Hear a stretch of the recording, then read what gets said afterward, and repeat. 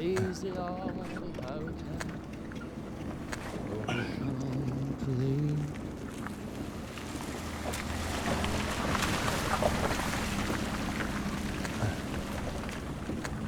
Hey, what are you doing out here? Taking a break from the Tour de France. What does it look like I'm doing? My bike is broken, my ankle's twisted, and my life is a total mess. I can't do anything about that messy life, but I can fix your bike. What do? You drive around fixing strangers' bikes? Cars, actually. Bikes are just a hobby. Hop in.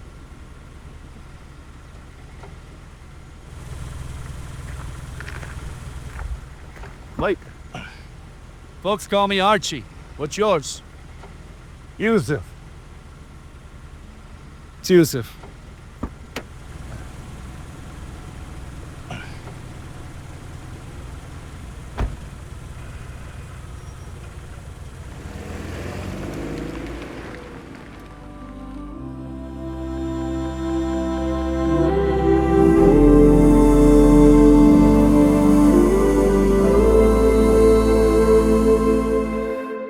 Every time Zakariyya would enter upon Maryam, he would find that she already had her food. And it wasn't ordinary.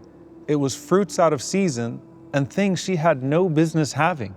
So he finally asks her one day, Ya Maryam, anna laki hadha? Where's this coming from? قالت هو من عند الله إن الله يرزق من يشاء بغير حساب. She said, it is from Allah. Verily He provides to whom He wills, without any measure. As we just finished speaking about Al-Hasib, who accounts for every atom on the Day of Judgment, imagine if He accounted for every breath that we take in this world. We'd all be ruined. But the accountant himself is generous with his good. So what does Zakariyya alayhi salam do? He doesn't go to the corner and make dua, citing the miracle of Maryam as the pretext for what he's about to ask. He thanks Allah for all the blessings He's already provided him with. وَلَمْ أَكُمْ بِدُعَائِكَ رَبِّي شَقِيًّا. My Lord, I have never been disappointed in calling you. Because the way that Allah provides for us in the most ordinary sense of the word is already a miracle. And He didn't want His blessing of a child just for the sake of a child. He wanted His rizq, His child, to be a rizq for the deen. So it wasn't the blessing itself He was seeking, but the rida, the pleasure of Allah. When you ask Allah for money or position or whatever it is that you're going to ask Him to give you something to please Him with, not just to please yourself. Because rizq isn't just some sort of a paycheck. It's a relationship to Allah's name, Ar-Razzaq, the provider. Hatim ibn al-Asam rahimahullah, he says, رَأَيْتُ كُلَّ النَّاسِ فِي شَكٍّ مِّنْ أَمْرِ الرِّزْقِ. I saw everyone around me doubting their rizq. وَإِنِّي تَوَكَّلْتُ عَلَى اللَّهِ. And I trusted Allah because I read that Allah subhanahu wa ta'ala wrote, وَمَا مِن دَابَةٍ فِي الْأَرْضِ إِلَّا عَلَى اللَّهِ رِزْقُهَا. There is no creature on earth but that upon Allah is its provision. And I realized that I'm one of those creatures. So I stopped preoccupying myself with what my Lord has already guaranteed for me. But how does Allah send it? The difference isn't in the effort, it's in the heart behind the effort. So you work like it depends on you, but you rest like it's already written. The scholars mentioned that rizq arrives through two streams. First, by your sa'i, your striving. You polish the resume, you apply yourself, you show up, you work hard, and the paycheck comes. Second is rizq by surprise. من حيث لا يحتسب. From places you would have never imagined. Both of them are from Al-Razzaq. So you take the means on your own, but you trust Al-Razzaq to either bless those very means or to send you something from somewhere that you never expected. And the Prophet ﷺ said that if you were to trust Allah as He should be trusted, لَرَزَقَكُمْ كَمَا يَرْزُقُ الطَّيْرِ. He would provide for you just as He provides for the birds. They leave hungry in the morning and they return full in the evening. But notice, the birds fly to their provision. So trust Allah with the sky, but you still have to fly. Because what Allah sends you from the heavens always has a purpose. In fact, sometimes Al-Razzaq will provide to a sinner as a means of inviting them back to Him. The Prophet ﷺ said that there was once a man who went out at night and he decided that tonight I'm going to give sadaqah. So he went out secretly and he handed that money to someone, and then he left. And then in the morning, he heard the people saying that last night someone gave charity to a thief. He said, Allahumma lak alhamd, a thief? So the next night, he goes out and he does the same. And then in the morning, he wakes up and the people are laughing again and they say, someone gave money last night to a rich man. And he said, Allahumma lak alhamd, a rich man? So the third night, he goes out again in the secrecy of the night and he gives his sadaqah. And the next morning, the people are mocking and they say, last night someone gave charity to a zaniya, to an adulteress.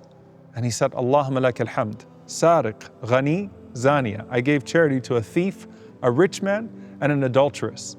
So that night he sees a dream. And it's said to him that as for that thief, perhaps he will give up stealing because of your charity.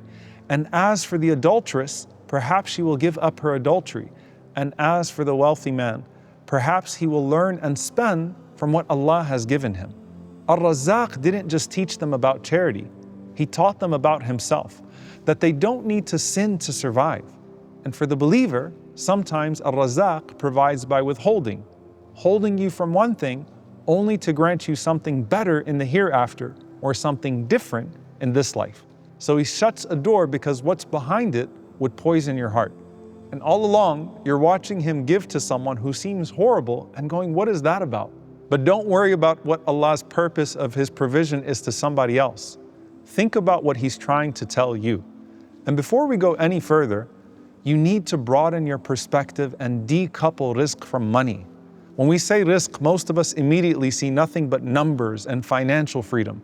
But that's such a narrow reading of a generous Lord. Rizq is everything that benefits you.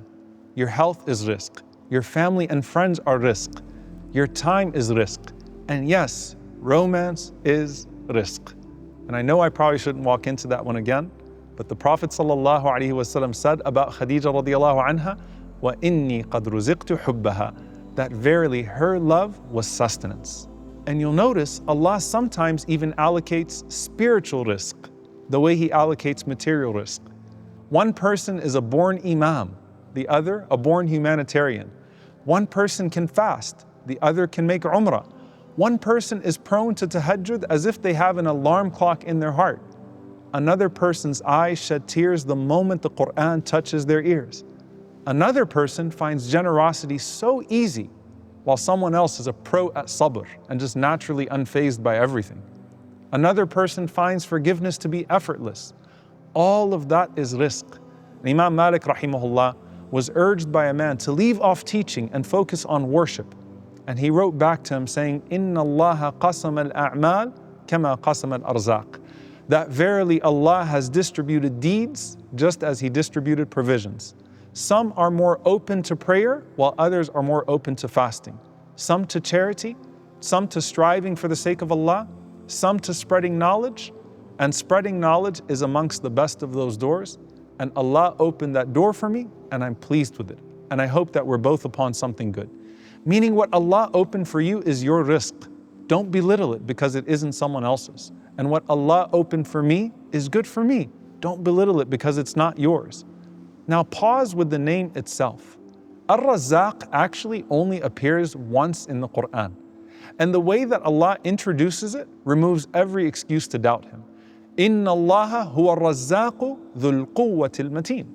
That verily Allah is the provider, the possessor of strength, and the stable. Why pair rizq with strength and stability? Because your heart checks two things when it seeks a provider. Do they have enough to give? And will they keep giving? And Allah answers all of those questions in that same sentence. When you think you achieved anything on your own, you are denying Al-Razzaq. And that's why after eating any morsel of food, you say, Alhamdulillahi alladhi at'amani hadha wa razaqnihi min ghayri hawla minni wa la quwwa. All praises be to Allah who fed me and provided for me without any power or strength from me. It's a reset button for you, reminding yourself that you're not the source, you're the recipient. And how beautiful when Allah allows you to not only receive His rizq, but to become part of it for someone else. And so you are invited and inspired to check in on a friend at the right moment, or cover someone else's bill, or feed a complete stranger, all while knowing that you were never the provider, just a vehicle that Allah honored by letting you deliver the rizq He already decreed for someone else. And you're receiving a greater reward in return. One of the Salaf once saw a beggar at his door, and he said, "Marhaban, welcome to the one who is so generous. He puts good deeds in our scales, and He only takes from our world." How amazing that Allah allows you to participate in His generosity. Remember how we spoke about how Allah forbids us from sharing in His kibriya, in His glory and pride? But while He bars you from that, how amazing is it that Allah invites you to share in His karam, in His generosity? And this opens to us the next door, the name Al-Kareem, the generous and the noble. You see, in the capacity of Rizq, Al-Razzaq gives you your share. Al-Kareem shows you how beautifully it's given. He always gives you more than you could ask for, and He adds dignity to the delivery by making you feel dignified and honored by His gift. Kareem means one who is generous in that He gives above what is due, and it also means one who is noble in that He honors you beyond what you merit. When something is described as Kareem, that means it's noble in itself and that it's generous towards you. And that's why it's called Al-Quran Al-Kareem, because how much has the Quran given to you? But your Lord who sent it is even more Kareem. He is Al-Kareem. He gives you before you ask, and more than what you asked for, and only in the most beautiful of ways. And He pairs that karam with ghina, with perfect independence. وَمَنْ شَكَرَ فَإِنَّمَا يَشْكُرُ لِنَفْسِهِ وَمَنْ كَفَرَ فَإِنَّ رَبِّي غَنِيٌّ كَرِيمٌ. Whoever is grateful, it's for himself. And whoever is ungrateful, then verily my Lord is self-sufficient and generous. True generosity belongs only to the one who needs nothing from you. People can give for praise or power. He gives because He is Al-Kareem. And He gives you so much more than what nourishes your body. He gives you what nourishes your heart and your soul. Alhamdulillah alladhi akramana bil Quran. Alhamdulillah alladhi akramana bi nabiyyina sallallahu alayhi wa sallam. All praises be to Allah who honored us with this Quran, who honored us with this Prophet, who honored us with this religion. And He honored the child of Adam. وَلَقَدْ كَرَّمْنَا بَنِي Adam in more ways than we can count. Ya ayyuhal insan, ma gharraka bi rabbika al-kareem.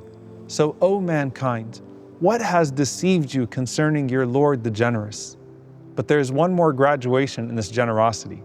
From Kareem to Akram, from generous to the most generous. If Al-Kareem overwhelms you with what He gives and how He gives it, Al-Akram just humbles you with why He gives, purely because He loves to.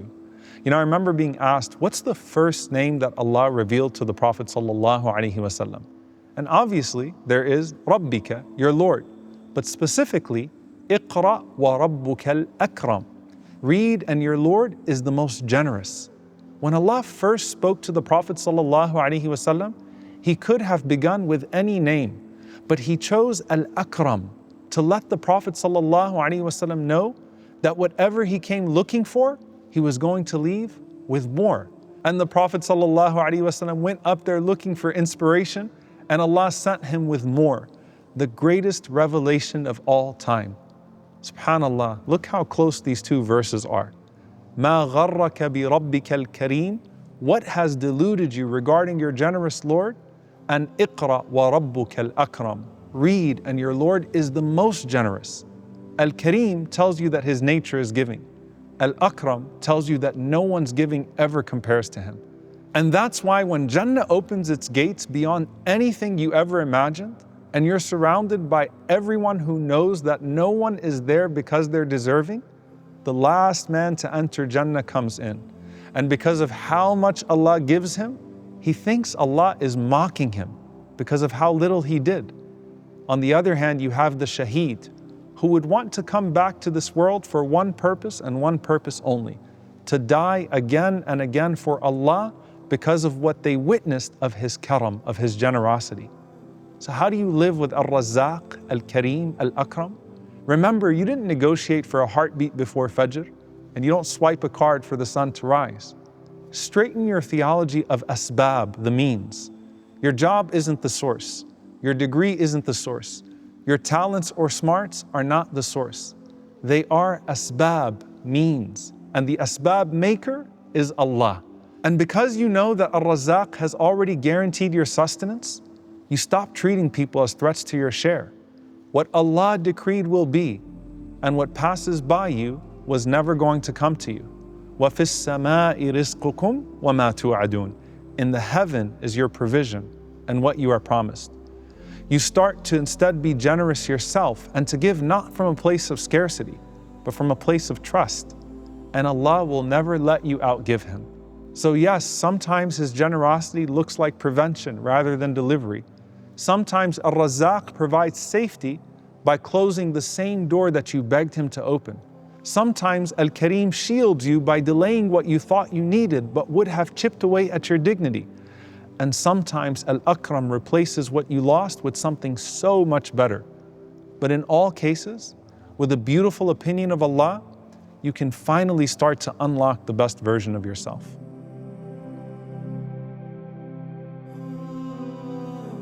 Ya Razzaq, you provide for every creature in ways we cannot see. Feed my heart before my hands, and let my trust in your sustenance outweigh my fear of the future.